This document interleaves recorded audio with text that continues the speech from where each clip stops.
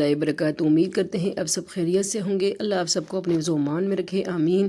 آج ہم new blog پرسیمان جاپانی پھل ہم لوگ کا لے کے آئے ہیں۔ یہ دیکھیں ماشاءاللہ بہت زبردست ہم لوگ کے یہ سواد کی سوغات ہے۔ تو آج ہم اس کے فوائد آپ کے ساتھ شیئر کریں گے کہ اس چھوٹے سے پھل میں کیا کیا فوائد ہیں، افادیت ہے ان کی، ٹھیک ہے۔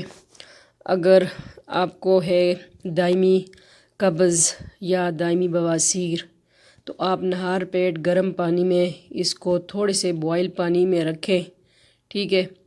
تو اس کو آپ اس طرح چمچ کے طور سے کھائیں، ٹھیک ہے۔ بالکل نرم والے جو ہوتے ہیں، سخت والے نہیں، نرم والے 3 عدد آپ نے نہار پیٹ کھانے ہیں اور 3 عدد سونے سے پہلے کھانے ہیں، ٹھیک ہے۔ دوسرا کھانے ڈنر کے بعد کھانا ہے، ٹھیک ہے۔ اور یہ آپ کا موٹاپا بھی کنٹرول کرتے ہیں۔ آپ اس کو سکن پہ بھی لگا سکتے ہیں، سکن ٹائٹ کا کام بھی کرتے ہیں۔ اگر آپ کے بالوں میں خشکی ہے تو آپ اس کو ماسک کے طور پہ لگائیں، دہی میں ملا کے لگائیں، اور چہرے پہ فیس پہ لگائیں تو ہونی شہد کے ساتھ لگائیں، ٹھیک ہے۔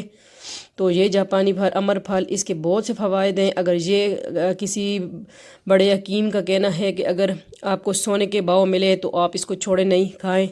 تو میں تو اس کا بہت دوسرا یوز کرتی ہوں گھر میں، ہر طرح سے میں ہی کھاتی ہوں گھر میں۔ تو بھائی میرے لیے یہ کریٹ لے کے آتے ہیں، ٹھیک ہے۔ تو اس کے کیونکہ ماشاءاللہ اس کے اندر بہت سے افادیت ہیں۔